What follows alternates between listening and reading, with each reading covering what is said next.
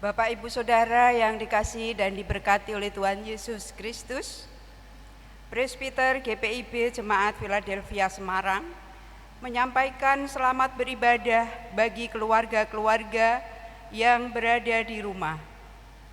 Ibadah hari Minggu kedua sesudah Paskah ini dilaksanakan secara online.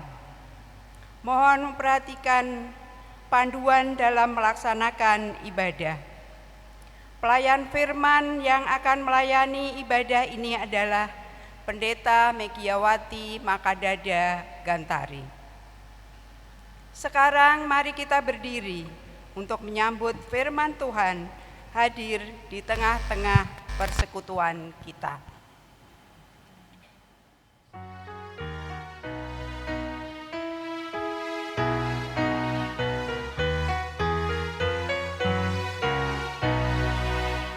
Kristus bangkit soraka, haleluya.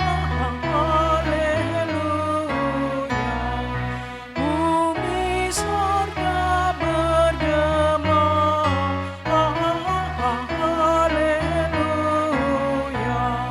Berbalasan bersyukur,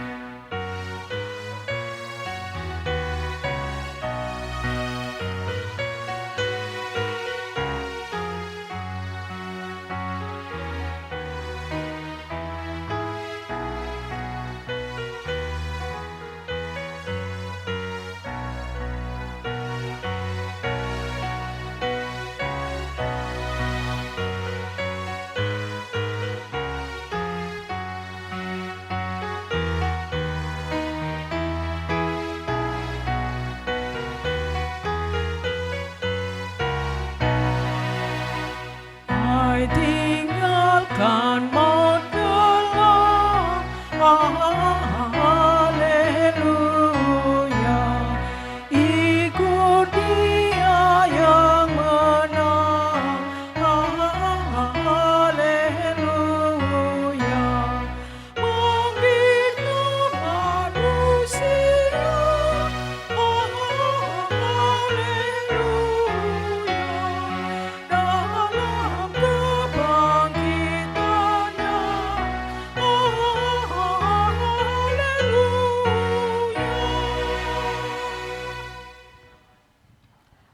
Mari kita memulaikan ibadah kita. Pertolongan kita adalah dalam nama Tuhan yang menjadikan langit dan bumi.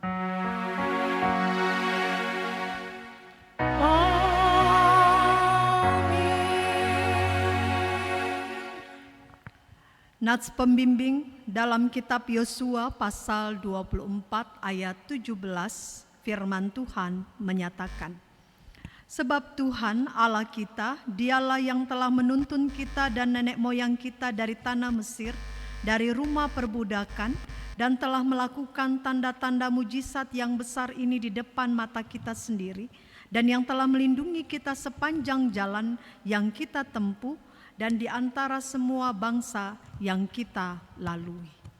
Saudara-saudaraku, terimalah salam, kasih karunia dan damai sejahtera dari Allah Bapa kita dan dari Tuhan Yesus Kristus menyertai kamu.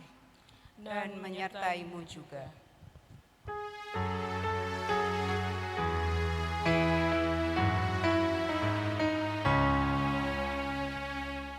besarkan nama Tuhan, haleluya. Kasih-Nya tak berkurang, haleluya. Sekalipun keluhan menimpa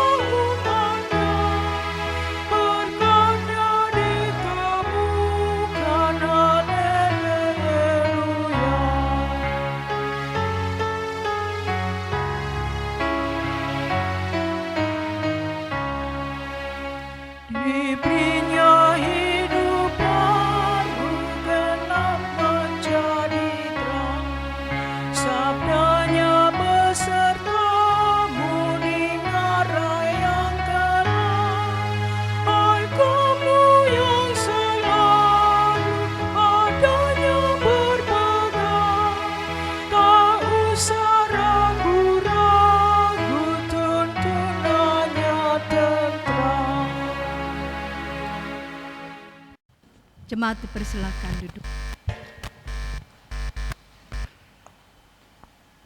Bapak Ibu yang dikasihi dan diberkati oleh Tuhan Yesus Kristus, mari kita berdoa. Ya Bapa Maha Kudus, kami bersyukur atas pertolongan dan berkat-Mu yang kami terima dalam kehidupan selama sepekan yang lalu. Memulai kehidupan kami di pekan yang baru ini, kami datang untuk beribadah, bersujud sembah, dan memuji nama Tuhan. Layakan kami dan berkenanlah atas ibadah, sembah sujud dan pujian yang kami panjatkan kepadamu. Kami pun sadar dan mengakui segala dosa dan kejahatan kami, baik yang tampak dalam sikap dan laku kami, maupun yang tersembunyi di pikiran dan hati kami. Berilah kami pengampunan dan damai sejahtera ya Bapa, serta barulah hidup kami oleh Roh Kudus-Mu, sebab hanya oleh rahmat-Mu, ya Bapa, dan dengan memandang kepada Yesus Kristus, kami bersyukur atas kasih setia dan pengampunan-Mu yang nyata dalam hidup kami sampai hari ini. Ajarlah kami untuk mengikuti teladan kasih-Mu, serta melakukan firman dan kehendak-Mu sebagai saksi-saksi yang setia di sepanjang hidup kami, sehingga melalui kami banyak orang akan memuji dan memuliakan nama-Mu. Dalam nama Tuhan Yesus kami berdoa. Amin.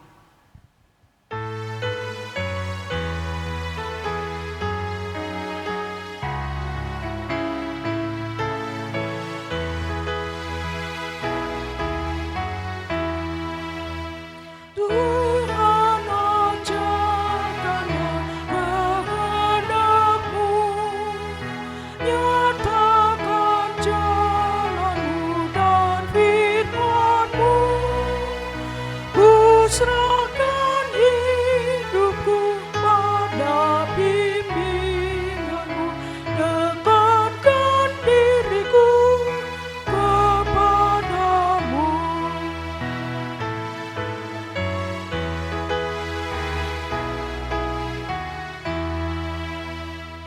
Ajar aku kenal kuasa-Mu, dalam derita pun ku pandangkan, hingga di dalam-Mu ku bersejahtera, dan kebimbanganku hilang segera. Kita mendengarkan kesaksian pujian dari Ibu Rina Pellegrino.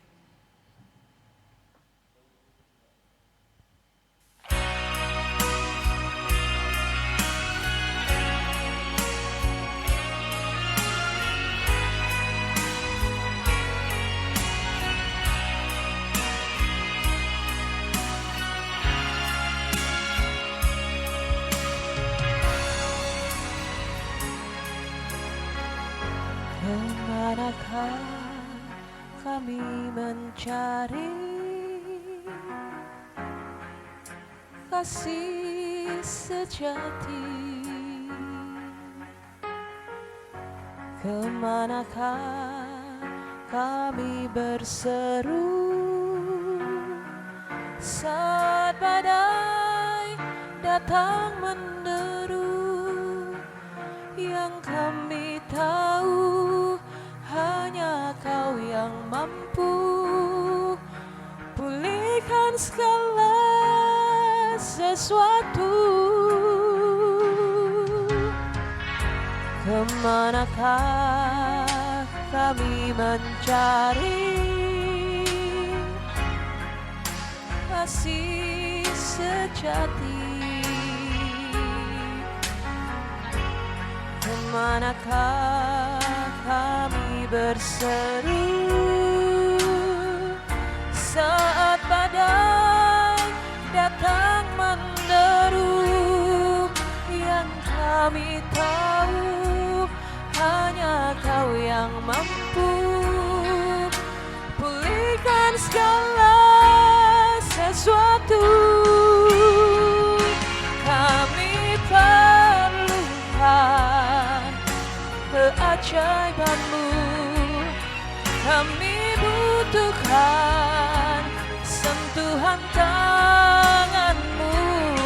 Kami tak dapat jalan sendiri, kami perlukan Tuhan.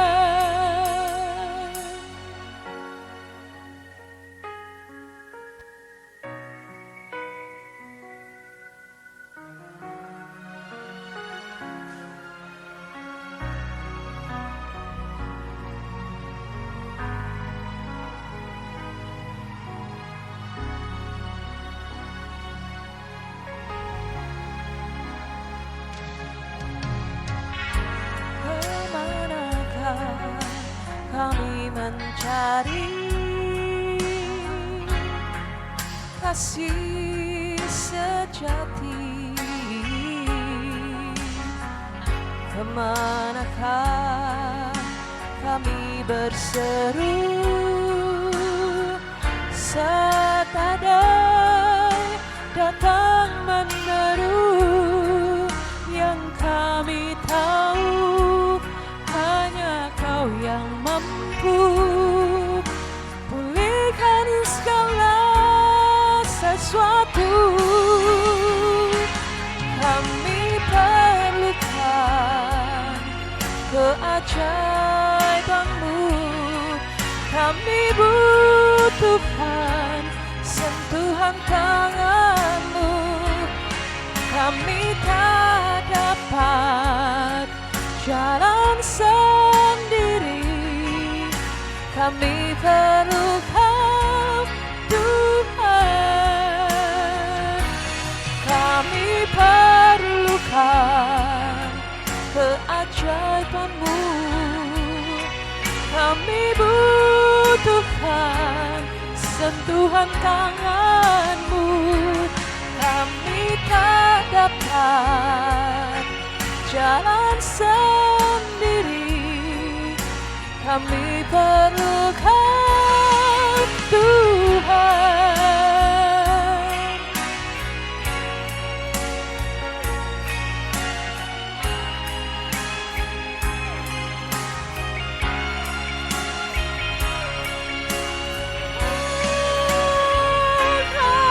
Kami perlukan keajaiban-Mu, kami butuhkan sentuhan tangan-Mu.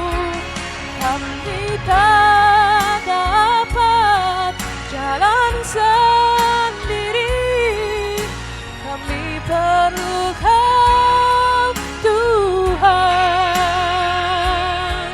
Kami perlukan Tuhan. Kami perlukan Tuhan.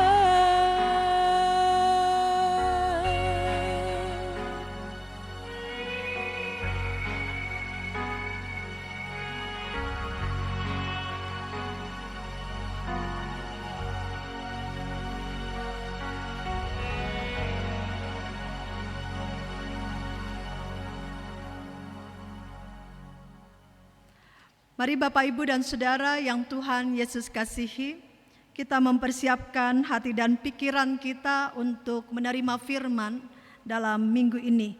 Sebelumnya kita mengawali dengan berdoa mohon bimbingan Roh Kudus. Mari kita berdoa.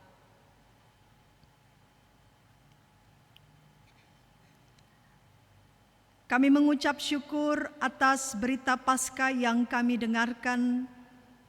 Kebangkitan-Mu memberikan semangat yang baru bagi kami dikala kecemasan hidup menguasai kami. Kami mengucap syukur bahwa berita Paskah-Mu mengajak kami semua untuk bangkit, karena lewat kebangkitan itu menandakan bahwa Tuhan kami hidup, bukan Tuhan yang mati. Kami mengucap syukur bahwa minggu perhentian ini kembali kami menghadap hadirat-Mu yang kudus, mengucapkan terima kasih atas berkat dan kasih anugerah Tuhan yang sungguh luar biasa untuk kami. Sehingga biarlah kami berhenti sejenak dari rutinitas kami untuk merenungkan apa yang menjadi dasar kehidupan kami. Bimbinglah kami dengan kuat kuasa Roh Kudus-Mu ya Tuhan, agar dalam terang firman-Mu kami mendapatkan kejelasan tentang kehidupan kami ini, dan kami boleh melihat pengharapan yang Tuhan beri bagi kami. Dan pakailah hamba-Mu untuk menyampaikan kabar sukacita, agar kami semua mendapatkan kekuatan dalam hidup ini. Dalam kesiapan kami ya Tuhan, bersabdalah, karena kami umat-Mu telah siap untuk mendengarkannya. Amin. Mari umat Tuhan kita bersama berdiri untuk menyambut pembacaan Alkitab. Haleluya.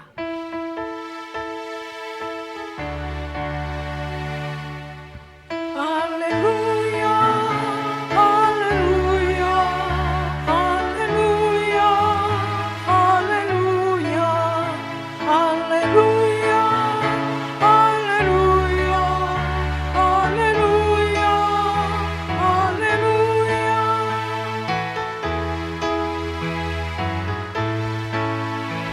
Sudah bangkit, haleluya, akan datang, haleluya.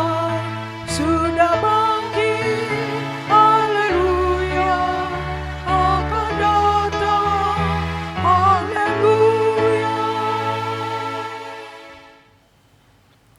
Pembacaan firman Tuhan pada pagi hari ini terambil dari Kitab Keluaran 7 ayat 7 sampai dengan ayat yang ke-13 yang menyatakan, Adapun Musa 80 tahun umurnya dan Harun 83 tahun ketika mereka berbicara kepada Fir'aun.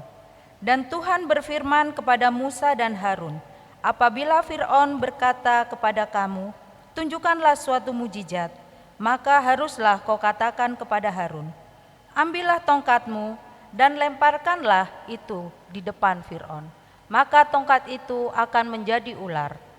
Musa dan Harun pergi menghadap Fir'aun, lalu mereka berbuat seperti yang diperintahkan Tuhan. Harun melemparkan tongkatnya di depan Fir'aun dan para pegawainya, maka tongkat itu menjadi ular. Kemudian Fir'aun memanggil orang-orang berilmu dan ahli-ahli sihir, dan mereka pun, ahli-ahli Mesir itu, membuat yang demikian juga dengan ilmu mantra mereka. Masing-masing melemparkan tongkatnya, dan tongkat-tongkat itu menjadi ular. Tetapi tongkat Harun menelan tongkat-tongkat mereka. Tetapi hati Fir'aun berkeras, sehingga tidak mau mendengarkan mereka keduanya, seperti yang telah difirmankan Tuhan. Demikian pembacaan Alkitab. Hendaklah firman Tuhan dengan segala kekayaannya diam di dalam hatimu dan ucaplah syukur kepada Allah. Kepadamu puji-pujian, ada syukur dan kemuliaan, Bapa, Putra dan Roh Kudus, sampai kekal dan abadi. Jemaat persilakan duduk. Selamat hari Minggu Bapak Ibu dan Saudara yang Tuhan Yesus kasihi. Siapa yang tidak kenal Musa? Kalau dalam beberapa minggu sepekan yang kita lewati, pembacaan Keluaran menjadi perenungan kita dari pagi sampai pembacaan malam. Apa yang bisa kita pelajari dari Musa? Sampai pada akhirnya di pasal yang ke-7, Musa telah siap menghadap Firaun. Bukan hal yang mudah bagi seorang Musa memulai tugasnya sebagai seorang nabi. Tetapi kalau kita ikuti bersama Bapak Ibu Saudara, bahwa yang pertama yang dilakukan dan dialami oleh Musa adalah ketika memulai tugasnya, dia melihat atau berpusat kepada dirinya sendiri. Dan kita belajar dalam kitab Keluaran pasal 3 ayat 11, Ketika Musa bilang kepada Tuhan, "Siapakah aku ini? Maka aku akan menghadap Firaun dan membawa orang Israel keluar dari Mesir." Pertama, berpusat kepada diri sendiri dalam melaksanakan tugas Allah. Kita pasti akan menemui kegagalan. Kenapa? Karena kita akan bertanya seperti Musa ini, "Siapakah saya, ya Tuhan?" Yang kedua, ketika Musa mau memulai tugas tanggung jawabnya, pada pasal yang ketiga ayat yang ke-13, kita akan menemukan dia berkata kepada Allah, "Tetapi apabila aku mendapatkan orang Israel dan berkata kepada mereka, Allah nenek moyangmu telah mengutus aku kepadamu dan mereka bertanya kepadaku, bagaimana tentang namanya? Apakah yang harus kujawab kepada mereka?" Saudara-saudara, yang kedua, Musa berpusat pada dukungan manusia. Berpusat pada dukungan manusia, tentunya Musa juga akan gagal. Dia akan mengalami kekalahan, bahwa kalau dia tidak didukung, apa yang akan mau dia lakukan? Yang ketiga, kita mau belajar dari Musa bahwa berpusat pada penerimaan orang. Berpusat pada penerimaan orang, bagaimana? Sama dengan kita kalau kita mau melakukan sesuatu. Yang pertama kita pikirkan adalah apakah orang itu akan terima saya? Apakah orang itu mau mendengar apa yang saya sampaikan? Itu bisa kita baca dalam perenungan kemarin itu dalam Keluaran pasal 4 ayat yang pertama. Ketika Musa katakan bahwa bagaimana jika mereka tidak percaya kepadaku? Bagaimana jika mereka tidak mendengar perkataanku? Melainkan berkata, Tuhan tidak menampakkan dirinya kepadamu. Yang keempat adalah Musa berpusat kepada kelemahan diri sendiri. Apa kelemahannya dari Musa? Kalau kita perhatikan dalam Keluaran pasal 4 ayat yang ke-10, Keluaran pasal 4 ayat yang ke-10, apa yang dikatakan di situ? Lalu kata Musa kepada Tuhan, Tuhan, aku ini tidak pandai bicara, dahulu pun tidak, dan sejak engkau berfirman kepada hambamu pun tidak, sebab aku berat mulut dan berat lidah. Saudara-saudara yang Tuhan Yesus kasihi, siapa Musa? 4 hal ini kita bisa menemukan bahwa ternyata ketika dia fokus kepada diri sendiri, kepada dia fokus kepada siapa yang akan menjadi dukungan dia ya, yang akan mendukungnya. Ketika dia fokus bahwa jangan-jangan mereka tidak akan terima saya. Ketika dia fokus kepada kelemahannya, dia akan menemukan saya orang yang berat mulut dan berat lidah. Apa yang dilakukan Tuhan dalam pembacaan kita hari ini? Kalau kita yang mengikuti setiap minggu pembacaan dalam Sabda Bina Umat, berdoa bersama dengan keluarga, kita akan sampai dalam minggu ini dalam pembacaan Musa menghadap Firaun. Musa menghadap Firaun, Bapak Ibu, kalau kita perhatikan apa yang menjadi keputusan dari Tuhan ketika Musa ada di depan Firaun. Ayat yang pertama dalam pasal yang ke-7, apa yang kita lihat, coba kita lihat Alkitab kita. Dikatakan berfirmanlah Tuhan kepada Musa. Lihat, aku mengangkat engkau sebagai Allah bagi Firaun dan Harun abangmu akan menjadi nabimu. Saudara-saudara, apa yang terjadi? Allah mengerti apa yang menjadi kesulitan dari Musa. Oleh karena itu Allah memutuskan Musa sebagai nabinya, bukan orang lain. Lihat, ini adalah bicara soal kehendak Allah, kedaulatan Allah. Allah mau pilih siapapun sebagai nabinya, itu urusan Allah. Orang yang berat mulut pun, berat lidah pun, Allah bilang, kalau saya mau pakai engkau, Tuhan pasti memakainya. Dan luar biasa ayat ini, sampai keputusan Tuhan pun supaya Musa itu dapat kekuatan, pede lah istilahnya ya, untuk memimpin bangsa yang besar, mau menghadap nih bangsa Mesir, bukan bangsa yang kecil gitu. Apa yang Allah bilang? Kalimat ayat yang pertama ini, Tuhan bilang Tuhan jadikan Musa itu Allah bagi Firaun. Dan Tuhan akan menjadikan Harun. Harun ini siapa? Abangnya dari Musa, untuk menjadi nabimu. Apa yang terjadi? Ya, kalau di ayat 2 kita membaca itu, engkau harus mengatakan segala yang kuperintahkan kepadamu dan Harun abangmu harus berbicara kepada Firaun supaya dibiarkannya orang Israel itu pergi dari negerinya. Tuhan tahu apa yang menjadi kekurangan dari Musa, sehingga dia melengkapinya dengan siapa? Dengan Harun. Dan Harun yang menjadi teman dalam perjalanan tugas panggilan dari Musa.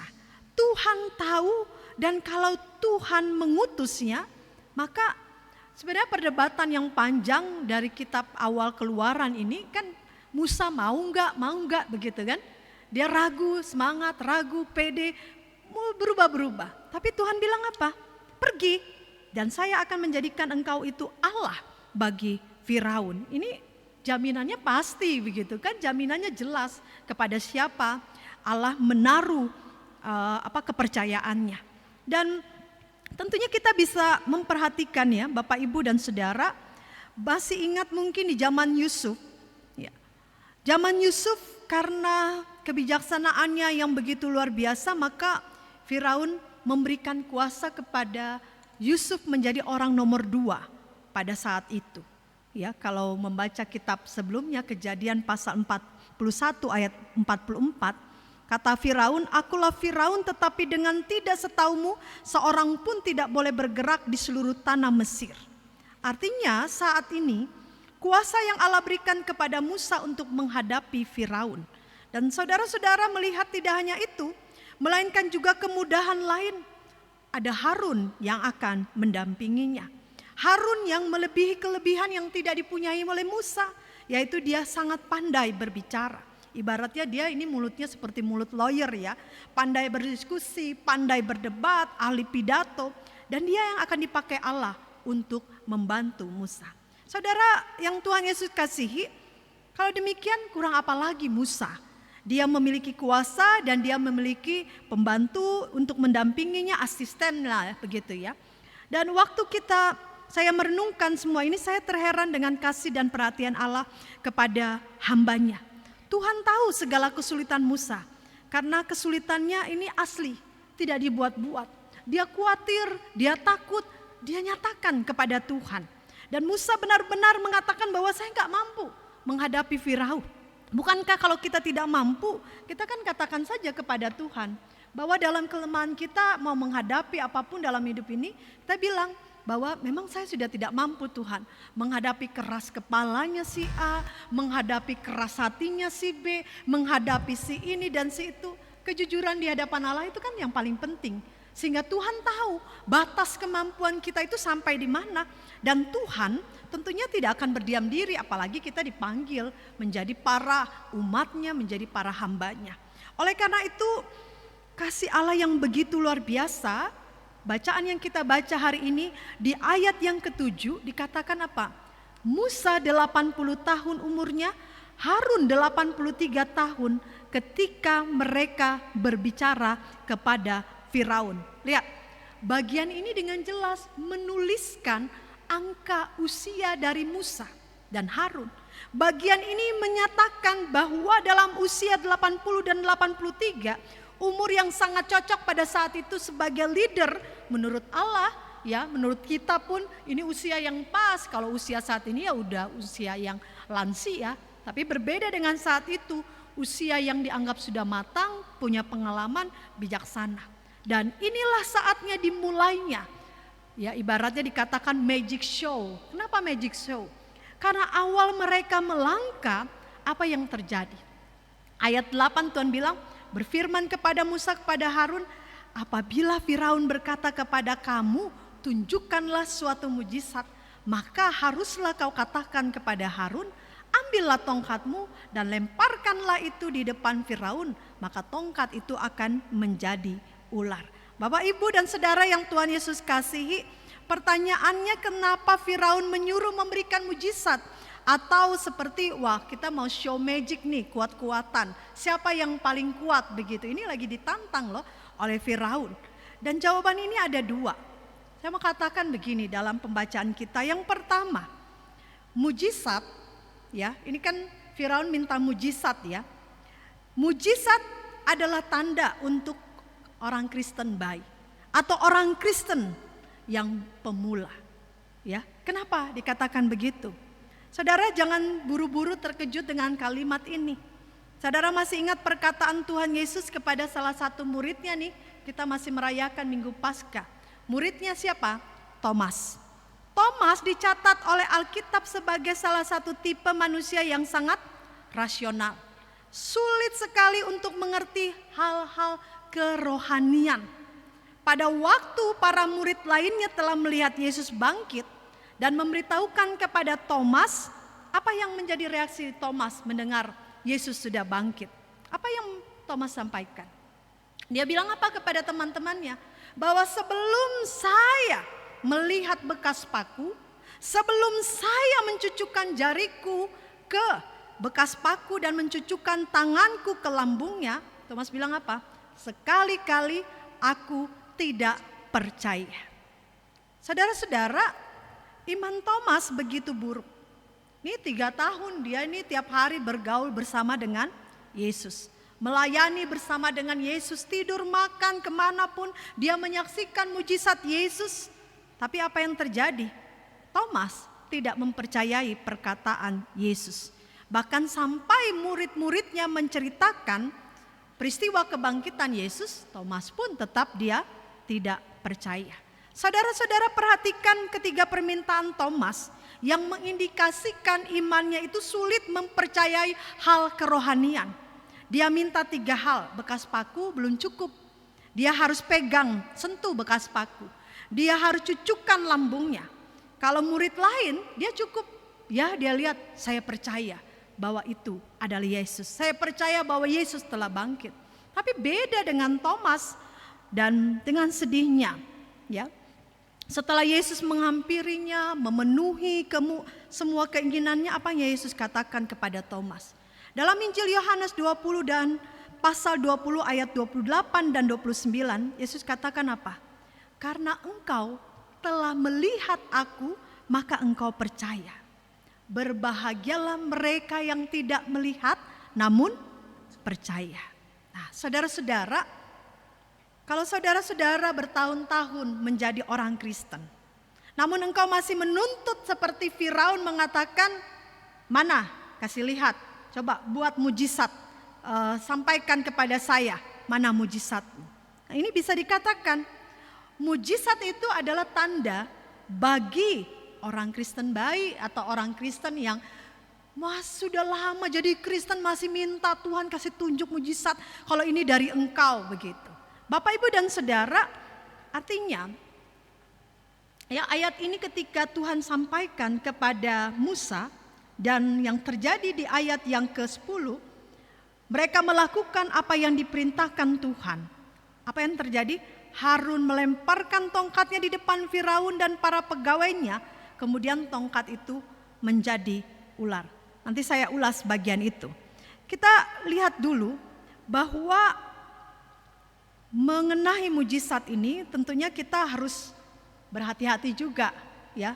Ada kelompok Kristen yang liberal mengatakan bahwa ya kita gak usah terlalu berpikir terlalu rohani lah begitu ya. Semua harus dengan kacamata rasional begitu. Dan ada kelompok yang dalam aliran karismatik juga yang setiap saat sedikit-sedikit menekankan mujizat, melakukan mujizat di mana-mana, ada ibadah sedikit melakukan mujizat, bahkan saat ini ya kontroversial ya antara 2 tokoh besar pengkhotbah gitu di Indonesia tentang mujizat. Yang satu mengatakan mana nih dari ada corona sekarang, coba kamu lakukan mujizat berhasil atau tidak. Dan ternyata Bapak, Ibu dan Saudara, ada mujizat yang diberikan dari Allah bukan sebagai berkat juga, tapi bisa jadi sebagai hukuman bagi mereka yang gila mujizat atau orang yang ingin mencobai Allah. Itu yang terjadi kepada Firaun ya begitu. Bahkan kita ingat dalam Injil Matius 7 ya, ketika orang yang dapat melakukan mujizat sama sekali tidak dapat dijamin bahwa dia diselamatkan. Itu kemudian Paulus pun mengatakan nanti akhir zaman akan ada banyak berdatangan nabi atau rasul palsu yang mirip-mirip, serupa tapi tak sama begitu. Dan terutamanya kemampuan dalam melakukan mujizat-mujizat. Bahkan kalau hari ini kita membaca bagian ini, apa yang terjadi, kita akan melihat nanti bagian ini setelah Harun melemparkan tongkatnya di depan Firaun menjadi ular. Wah, Firaun pun panggil orang-orang berilmunya, ahli-ahli sihir. Mereka pun membuat hal yang sama. Apa yang terjadi? Mereka melemparkan tongkatnya, tongkat-tongkat itu menjadi ular. Tetapi tongkat Harun menelan tongkat-tongkat mereka. Nah, kalau kita lihat bagian ini, Musa mau memulai suatu tugas yang barunya. Dia diperlihatkan bahwa mujizat Tuhan ini nggak main-main loh, begitu. Yang mau Tuhan lakukan kepada bangsa Israel lewat Musa dan Harun ini luar biasa, begitu. Jadi nggak perlu mereka takut. Ini sebuah legitimasi yang Allah mau berikan kepada mereka berdua. Dan apa yang terjadi Bapak Ibu dan Saudara? Yang kedua saya mau katakan bahwa mujizat jelas adalah tanda bukan untuk orang percaya. Kenapa bukan orang percaya? Ini dilakukan kepada Firaun dalam pembacaan kita ya. Firaun kan nggak percaya kepada Tuhan. Ketika mujizat tongkat Harun bisa berubah menjadi ular, Tuhan menyatakan ini yang orang-orang minta mujizat ini orang-orang nggak percaya ini. Tapi kasih lihat sama mereka bahwa Tuhan ini punya kuasa. Dan kasus Firaun kerajaan Mesir, apa yang terjadi setelah tongkat Harun menjadi ular ini? Nanti tula-tula itu lebih luar biasa lagi mujizat Tuhan yang mau dinyatakan kepada bangsa ini. Artinya Bapak Ibu dan Saudara yang Tuhan Yesus kasihi, inilah yang mau Tuhan sampaikan kepada Musa dan Harun atau kepada kita pada saat ini, yakni berhadapan dengan Firaun, dengan bangsa Mesir, bangsa penyembah berhala, bangsa yang tidak percaya kepada Tuhan. Dan saya mau membahas tentang paling tidak sedikitlah sejarah kerajaan Mesir, khususnya kenapa Tuhan menyuruh mengadakan mujizat tongkat berubah menjadi ular. Saya juga mencari-cari kenapa tongkat itu harus menjadi ular pada saat itu untuk menunjukkan kekuasaan Tuhan. Ya, yang pasti begini dikatakan. Memang tidak dikasih tahu ya di sini dalam pembacaan kita tidak disampaikan apa jenis ular yang ada. Ya, apakah ini entah viper atau kelompok jenis yang melata ya, ular-ular melata begitu, yang terkenal ganas di padang pasir di Mesir. Dan kelompok viper ini dikatakan ada jenis naga, reptil, beberapa penafsir. Namun saya mempercayai bahwa kemungkinan ini adalah ular yang nampak yang berubah, tongkat itu berubah menjadi ular adalah ular kobra. Kenapa saya katakan ular kobra? Melalui simbol yang dijadikan kebanggaan di kepala mahkota Firaun. Ya, coba kita perhatikan di kepalanya Firaun itu kan dia pakai mahkota. Mahkotanya apa? Gambarnya, bentuknya ular kobra di depan dan begitu elegan. Ya, simbolnya Mesir kan dengan ular kobra itu. Nah, bangsa Mesir ini adalah politeisme. Mereka menyembah banyak ilah-ilah yang satu ya. Ilah yang bernama ada yang disebut ilah Wajet ya. Bacanya begitu ya, Wajet. Yang disimbolkan sebagai kobra. Nanti kita bisa browsing ini, Wajet ini apa. Dan ilah Wajet ini dipercaya sebagai pelindung seluruh Mesir bagian bawah. Dan kadang-kadang Wajet ini digambarkan sebagai ular berkepala wanita. Betul ya? Dan Wajet ini berkedudukan hampir serupa dengan Dewa Ra sebagai ilah pelindung yang sangat kuat. Dan di bekas peninggalan tempel ya, yang diperkirakan ibu angkatnya Musa di Luxor, terdapat 2 gambar Wajet yang mewakili Firaun yang dilindunginya. Jadi ular kobra ini kan begitu sakral di zaman Musa. Maka ketika Harun melemparkan tongkat di depan Firaun dan menjadi kobra, menjalar di tanah, itu kan adalah sebuah bentuk penghinaan. Ya. Kenapa dia berubah menjadi ular? Bentuk penghinaan. Dan jelas ini adalah bukti pada saat itu Allah Israel mau merendahkan ilah-ilah Mesir. Dan saudara melihat setelah Harun melemparkan tongkatnya dan menjadi ular, mungkin yang dipikirkan Musa Harun pasti Firaun akan kaget ya dengan wah hebat nih tongkat bisa menjadi ular. Namun ternyata aksi ini juga bisa ditandingi. Jadi kalau kita bandingkan nih dunia pun bisa ya menandingi kuasa cara-cara mujizat begitu, bisa sama kok. Jadi kenapa kita mau percaya kepada Tuhan? Toh mujizat yang dilakukan bisa ditandingi oleh ahli-ahli dari Firaun pada ayat yang ke-11. Dan Bapak Ibu dan Saudara, kita melihat bagaimana sebagai bangsa penyembah berhala yang begitu gelap, ada seorang raja yang powerful seperti Firaun. Dia kan selalu didampingi orang bijak, ahli sihir yang hebat-hebat. Ya, mereka bisa menaikkan doa, menaikkan persembahan, upacara keagamaan. Dan saya percaya bahwa inilah kuasa-kuasa iblis yang begitu powerful dalam kekuasaan Firaun pada saat itu. Dia pun bisa meniru kekuasaannya seperti Allah. Dan kalau kita membaca ya latar belakang sejarah khususnya zaman Mesir kuno, begitu luar biasa magic di zaman itu kan. Kehidupan sehari-hari, halnya dunia kedokteran saat ini biasa. Orang-orang yang hidup pada saat itu mereka mencari cinta bukan hanya karena benar-benar jatuh cinta satu dengan yang lainnya, tapi bisa mereka menggunakan guna-guna, magic, mengobati penyakit dengan cara-cara yang magic kepada ya setiap orang. Mereka bisa mengobati orang-orang yang sakit, nggak perlu pergi ke dokter, tapi mereka bisa melakukan dengan cara-cara yang magic. Nah, artinya kekuatan sihir yang biasa dilakukan pada saat itu ya biasa. Dan itu ada di sekitaran kehidupan Firaun dan kerajaan Mesir. Nah, saudara-saudara, kalau kita berhadapan dengan kuasa-kuasa seperti ini, kira-kira kita masih berani nggak mau melawan Firaun? Ya, apa yang dilakukan oleh Tuhan? Tuhan memberikan kekuatan kepada Musa dan Harun. Tuhan menyampaikan bahwa ya di ayat yang ke-12 bagaimana tongkat mereka ya masing-masing dilempar. Dan tongkat itu menjadi ular. Yang luar biasa adalah tongkat Harun menelan tongkat-tongkat mereka. Nah, ini bukan hanya soal siapa tongkatnya yang paling hebat. Ini adalah soal siapa yang paling kuat. Kuasa Allahkah atau kuasa ilah-ilah yang lain. Sehingga ini mau diperhadapkan kepada kita.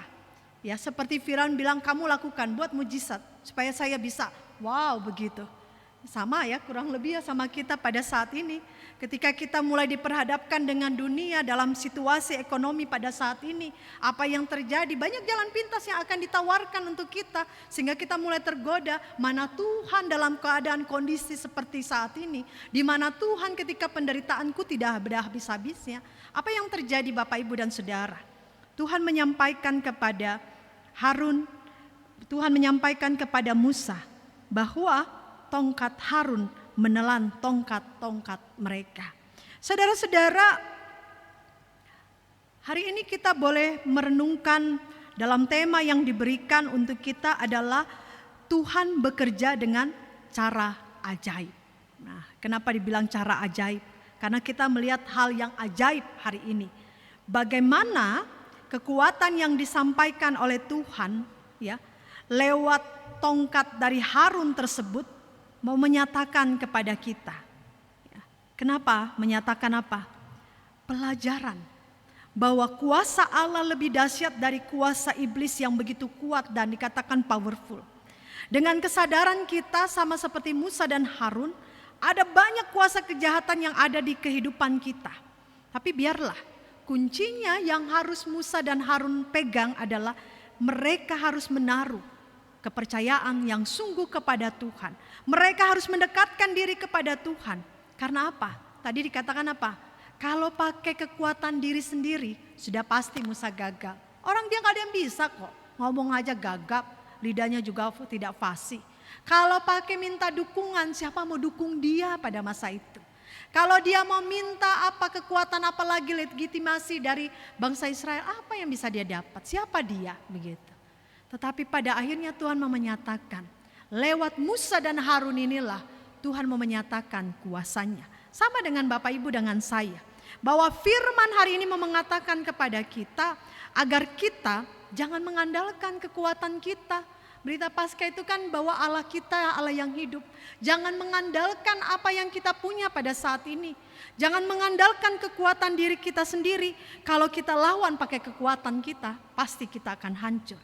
Tapi mari saya mau mengajak kepada kita membuka kitab Yakobus pasal 4 ayat yang ke-7. Kitab Yakobus pasal 4 ayat yang ke-7. Kita akan baca sama-sama ayat ini. Yakobus 4 ayat yang ke-7. Kalau sudah menemukannya,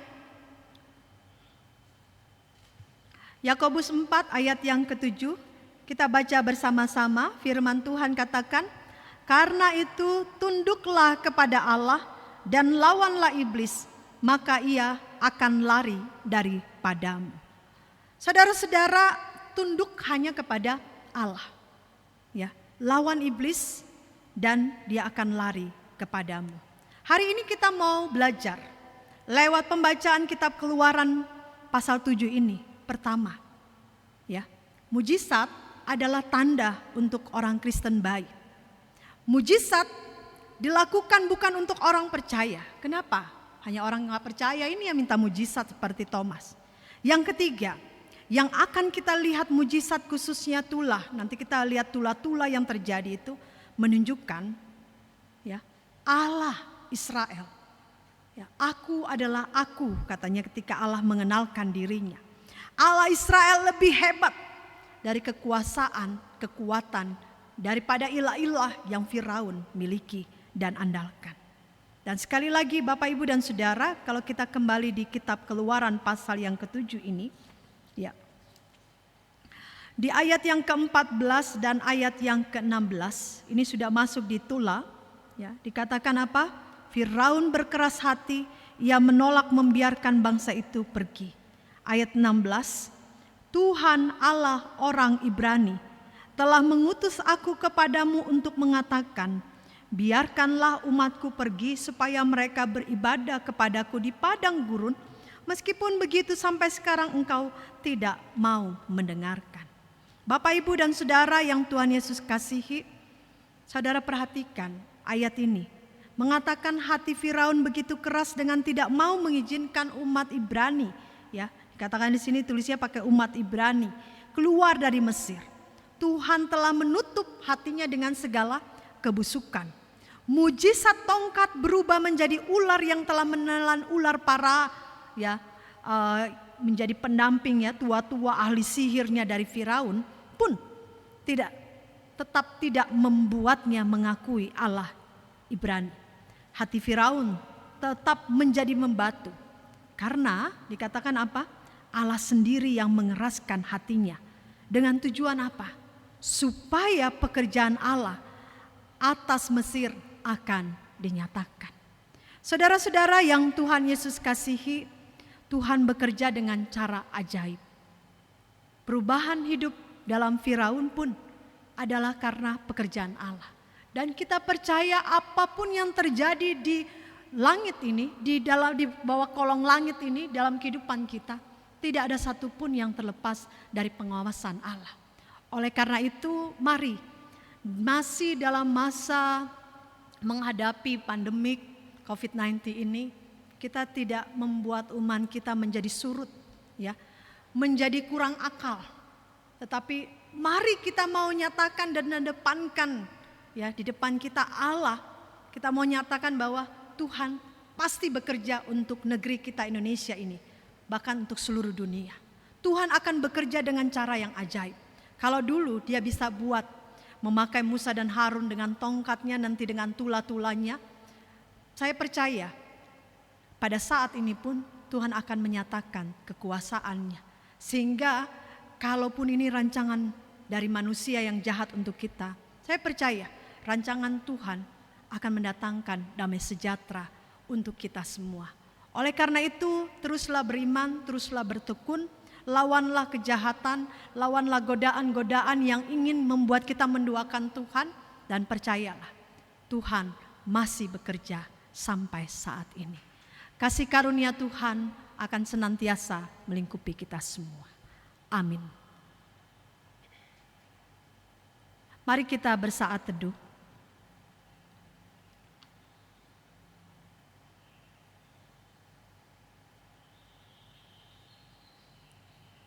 Amin.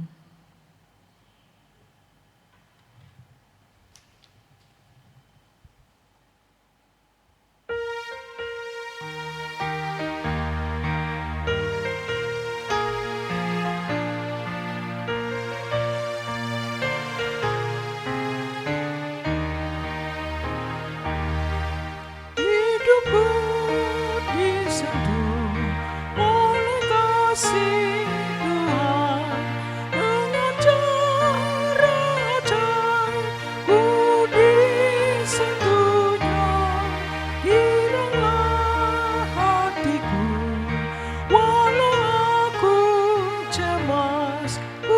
disentuh oleh kasih-Nya.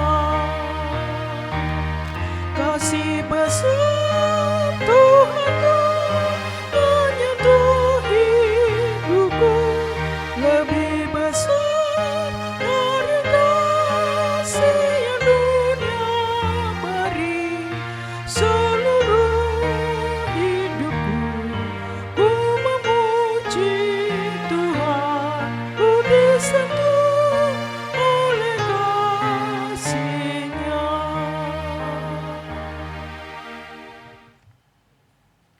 Marilah umat Tuhan kita bersama berdiri. Bersama dengan setiap orang percaya di segala waktu dan tempat, dengan hati dan mulut, hendaklah masing-masing orang berkata demikian.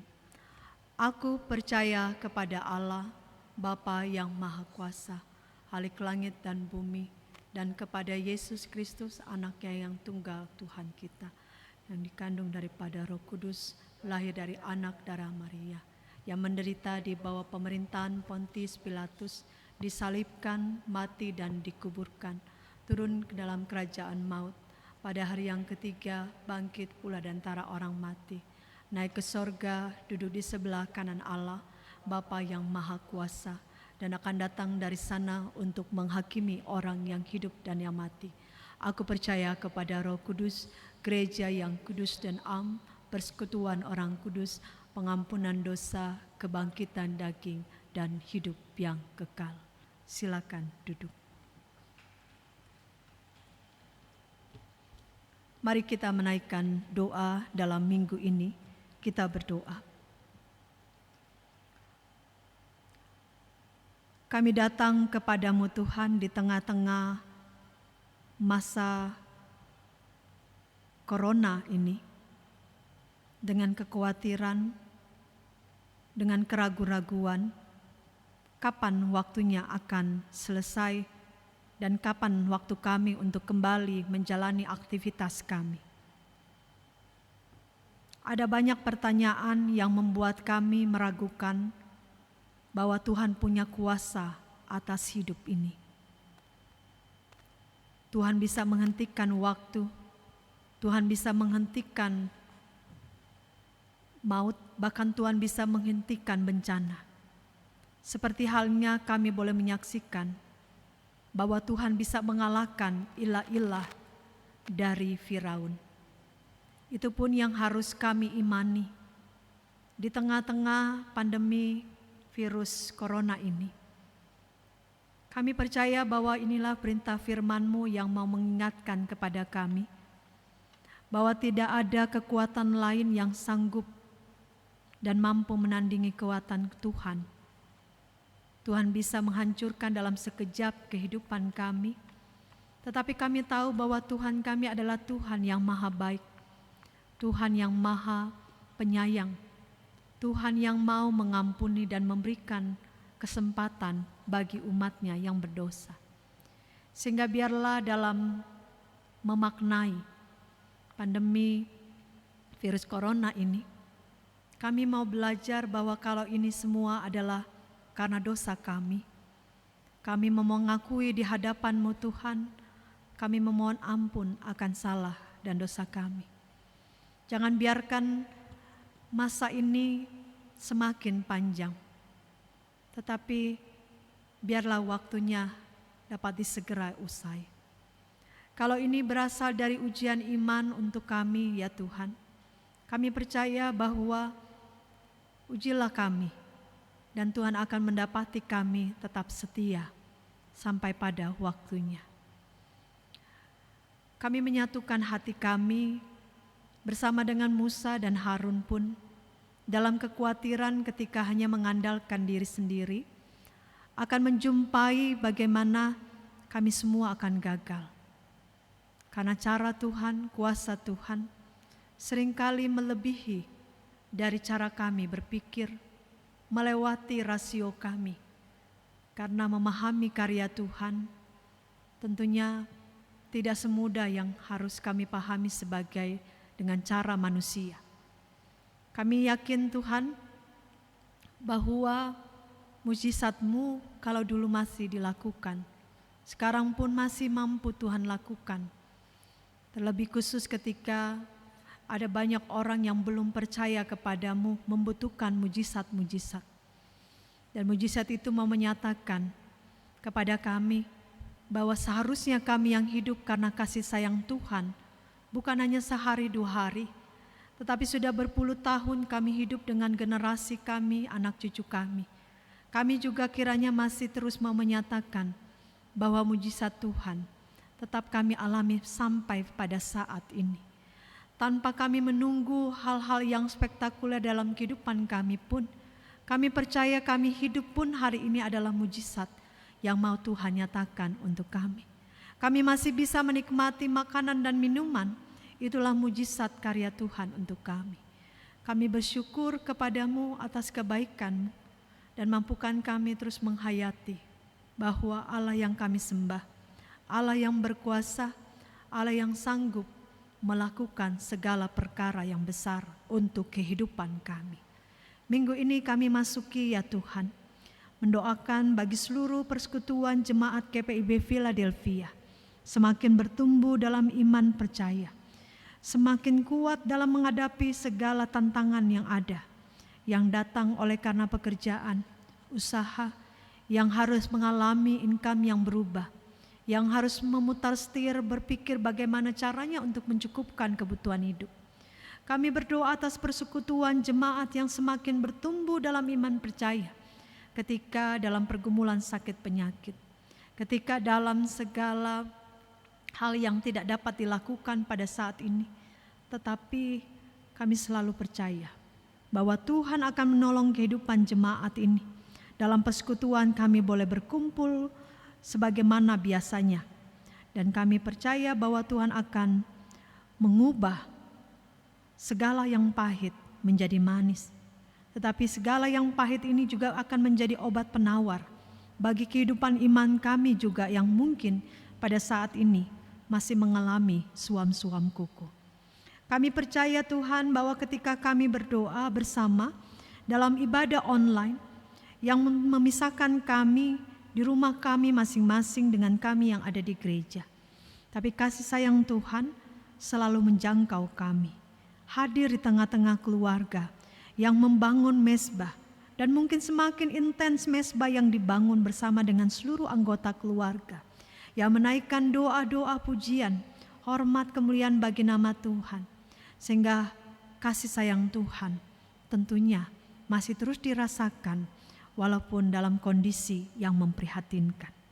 Kami mendoakan dalam minggu ini jemaat-jemaat kami yang bergumul dalam kehidupan keluarga mereka, keluarga Bapak Dani Mardi, keluarga Bapak Dani Mardi James Foy, keluarga Heri Sujarwo, keluarga Albert Benyamin Kermite, keluarga Isna Fumira Haryanto, keluarga Narsis Totila Bungaa, keluarga Ramses F. Bungaa, keluarga Julius Manua, dan keluarga Theo Titahena.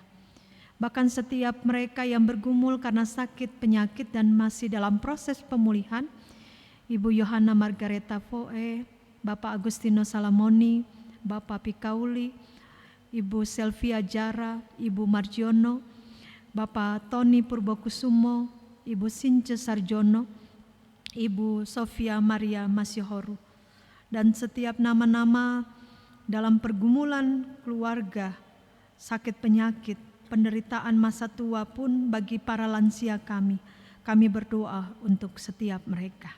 Kami angkat syukur pujian bagi nama Tuhan, karena dalam kondisi ini mereka tetap mampu memuliakan nama Tuhan, dan yang paling penting adalah mereka selalu mengingat Tuhan yang harus dipermuliakan. Terima kasih Tuhan untuk setiap presbiter yang tetap punya sukacita melayani dalam kondisi yang terbatas, keluarga yang selalu mendukung. Tuhan memberkati Bapak Penatua Johan Tapiheru, Ibu Supriharti Musid, Ibu Sondang, dan juga Ibu Mujiarti. Kami percaya bahwa bersama para organis pun, Ibu Rina Pellegrino dan Ibu Sipora Lasapu, kasih karunia Tuhan menyertai mereka dalam pelayanan yang dilakukan. Para pegawai kami yang bekerja, Tuhan memberkati dalam pelayanan yang mereka lakukan, melakukan semua itu dari hati, dan nama Tuhan boleh dimuliakan lewat tanggung jawab yang mereka lakukan untuk jemaat ini. Segala pergumulan dalam minggu ini kami memohon kasih karunia Tuhan, kehidupan berbangsa dan bernegara kami, Tuhan memberkati. Masyarakat yang hidup dalam keterbatasan, Tuhan memberkati agar kondisi yang ada membuat mereka juga hidup dalam keprihatinan, dan bantuan-bantuan dari pemerintah kiranya juga boleh mencukupkan kebutuhan hidup yang dialami dalam krisis ekonomi pada saat ini. Dan kami percaya Tuhan, bagi para pemerintah kami memikirkan yang terbaik untuk negeri kami ini dalam pembatasan sosial. Kiranya Tuhan menolong agar semua kami juga boleh mengikuti standar-standar yang diberikan. Sehingga pemimpin-pemimpin kami, Presiden dan Wakil Presiden, Bapak Jokowi bersama dengan kabinet pemerintahannya, Tuhan akan memakai mereka dengan luar biasa. Sehingga kami negeri ini akan mengalami damai dan sejahtera di tengah-tengah pandemi COVID-19 ini. Tuhan, kami menyerahkan seluruh rangkaian doa kami, seluruh kegiatan kami dalam minggu ini, dan kami percaya Tuhan terus memberkati kami. Ya Tuhan, dalam pengasihan-Mu kami memohon. Peliharalah kami dalam Yesus Kristus yang telah mengajar kami berdoa. Bapa kami yang di sorga, dikuduskanlah nama-Mu. Datanglah kerajaan-Mu, jadilah kehendak-Mu di bumi seperti di sorga. Berikanlah kami pada hari ini makanan kami yang secukupnya, dan ampunilah kami akan kesalahan kami, seperti kami juga telah mengampuni orang yang bersalah kepada kami. Dan janganlah membawa kami ke dalam pencobaan, tapi lepaskanlah kami daripada yang jahat. Karena Engkau-lah yang mempunyai kerajaan dan kuasa dan kemuliaan sampai selama-lamanya. Amin.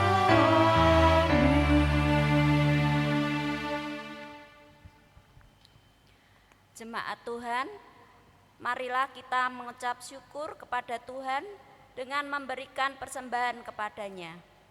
Dengarlah nas Alkitab dalam Maleakhi 3 ayatnya yang ke-10 yang menyatakan, "Bawalah seluruh persembahan persepuluhan itu ke dalam rumah perbendaharaan, supaya ada persediaan makanan di rumahku, dan ujilah aku, firman Tuhan semesta alam, apakah aku tidak membukakan bagimu tingkap-tingkap langit dan mencurahkan berkat kepadamu sampai berkelimpahan?" Tuhan memberkati saudara dan persembahan saudara. Marilah kita menyanyi dari Kidung Jemaat 286, "Bumi dan langit pujilah."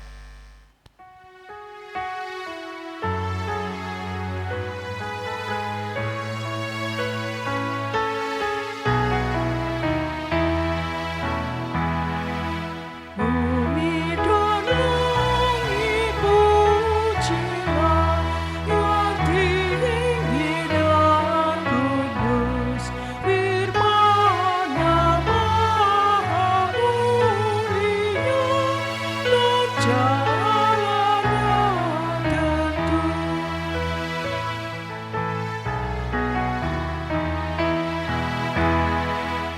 Betapa kasih hikmat-Nya, benar hati kita ai, sangat dapat rupa jelma, penolong yang ajaib. Kami persilakan pada Bapak, Ibu, dan Saudara untuk memberikan persembahan persepuluhan, persembahan syukur, atau persembahan lainnya ke kotak depan yang sudah tersedia.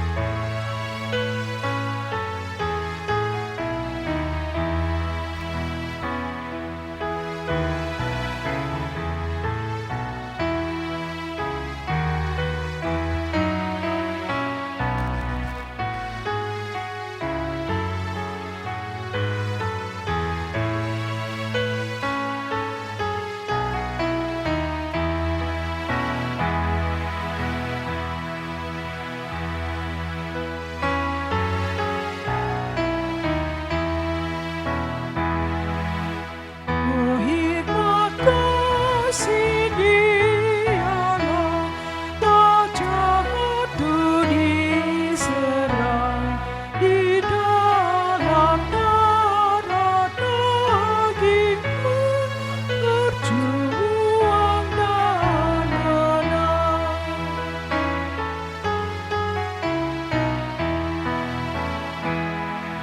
Tak sekedar karunia yang dimilikinya, hakikat Allah yang kekal, yaitu kodratnya.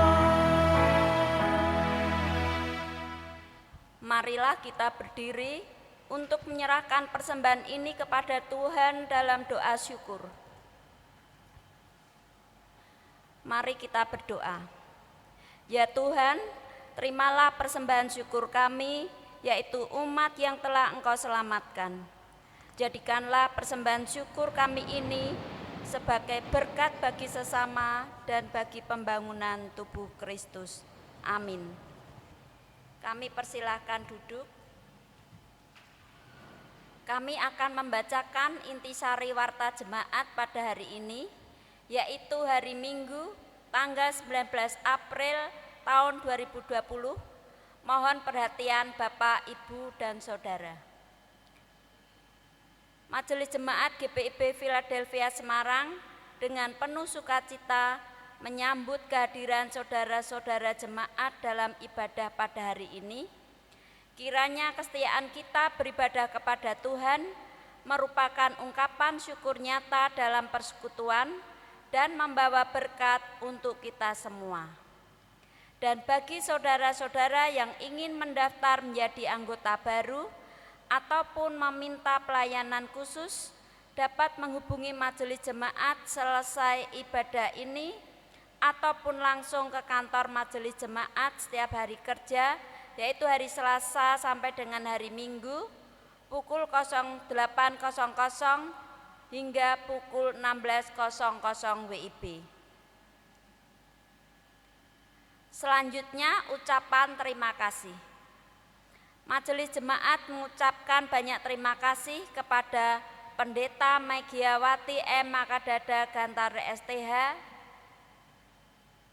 yang telah melayani ibadah pada hari ini, Minggu tanggal 19 April tahun 2020 pada pukul 9 pagi. Kiranya kasih dan penyertaan Tuhan Yesus menyertai dan memberkati Ibu Pendeta.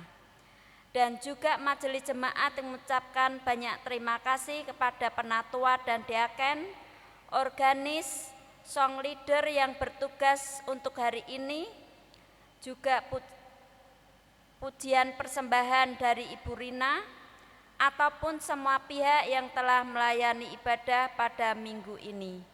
Dan kiranya kasih Tuhan menyertai saudara semua. Selanjutnya informasi terkait proses ibadah GPIB Philadelphia Semarang. Berdasarkan himbauan dari Majelis Sinode nomor 9498/3 Romawi 20/MS/20 perihal penjelasan dan kebijaksanaan Majelis Sinode GPIB bersama ini disampaikan kepada seluruh anggota Majelis Jemaat GPIB Philadelphia Semarang beberapa kebijakan sebagai berikut. Yang pertama, persiapan ibadah minggu. Ibadah keluarga dan ibadah pelkat yang rutin dilaksanakan setiap hari Jumat ditiadakan hingga tanggal 29 Mei 2020. Yang kedua, ibadah keluarga pada setiap hari Rabu jam 17.00 WIB dilaksanakan di rumah masing-masing dengan tata ibadah yang disediakan dan membaca renungan dari Sabda Bina Umat. Yang ketiga, ibadah Minggu Pelkat PA dan PT di gereja ditiadakan hingga tanggal 29 Mei 2020.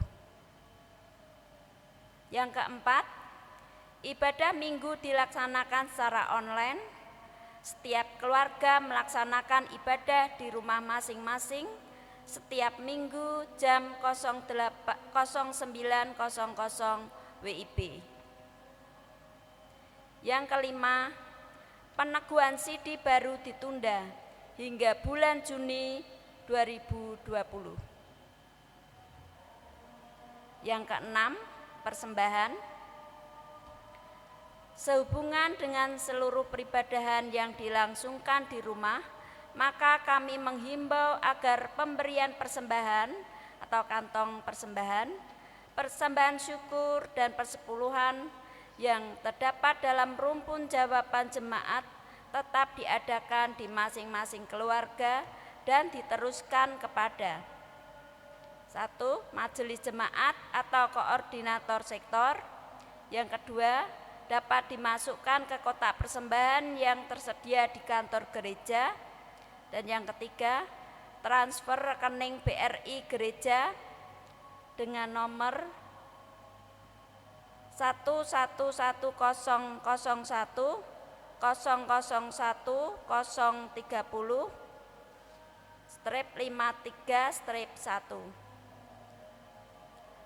Demikian beberapa penjelasan dan pertimbangan teknis untuk kita bersama sebagai warga GPIB menghadapi situasi darurat pandemi COVID-19 ini pun dapat segera ditangani dan berlalu.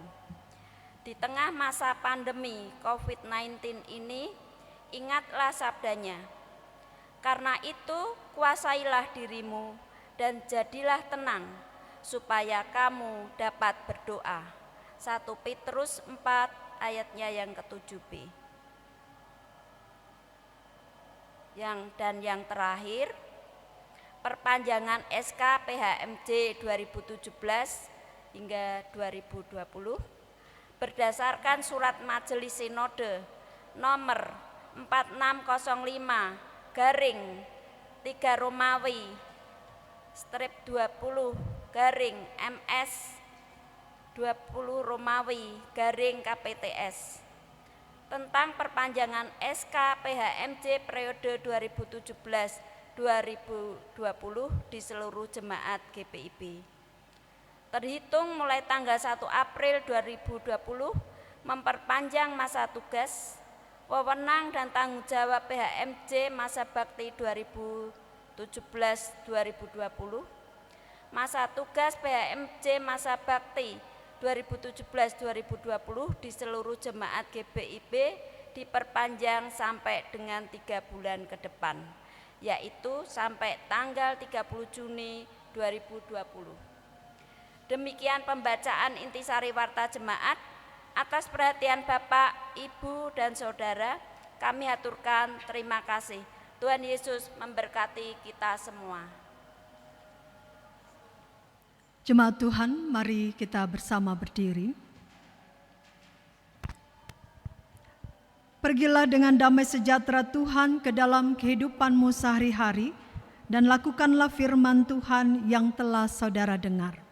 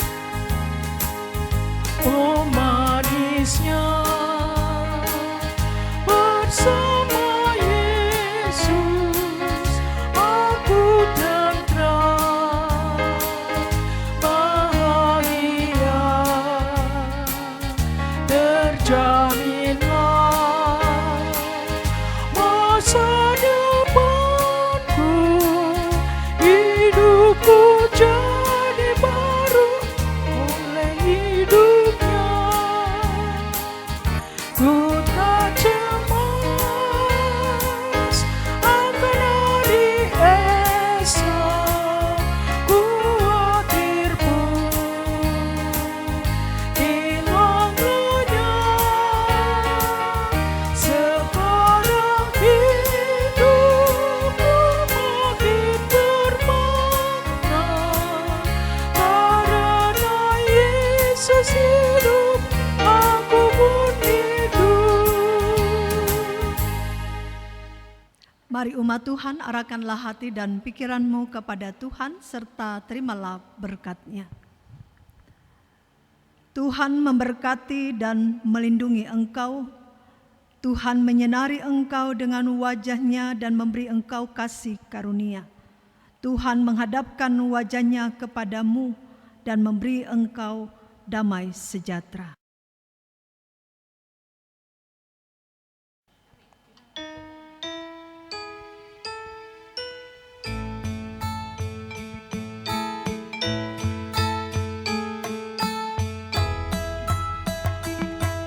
Amin, haleluya. Amin, haleluya. Terpuji namamu. Amin, haleluya.